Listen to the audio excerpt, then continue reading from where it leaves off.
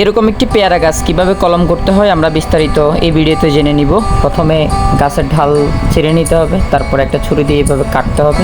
Cutting করার পরে এভাবে ছাঁটাই করে নিতে হবে, ছাঁটাই করার পরে নিয়ে একটু ছেঁচে নিতে হবে। তারপরে একটা গাজর যেটাকে বলে এটা কেটে নিতে হবে, নিয়ে তারপরে এটাকে তলে হিসেবে ব্যবহার করতে হবে। ব্যবহার করে এই যে কাঠি দিয়ে দিতে হবে। তারপরে কফি বা ওয়ান টাইম কাপ এটাকে কেটে এটাকে বেঁধে দিতে হবে, অথবা এভাবে লাগাই দিতে হবে টেপ দিয়ে লাগানোর পরে কোকোপিট দিয়ে দিতে হবে। কোকোপিট দেওয়ার পরে এটা রিভিল করে দিতে হবে একদমই, এবং পলিথিন দিয়ে মুখ আটকানোর 45 দিন পরের খোলার অবস্থা দেখুন, একদম শিকড় গজিয়ে আলহামদুলিল্লাহ অনেক ভালো হয়ে গেল।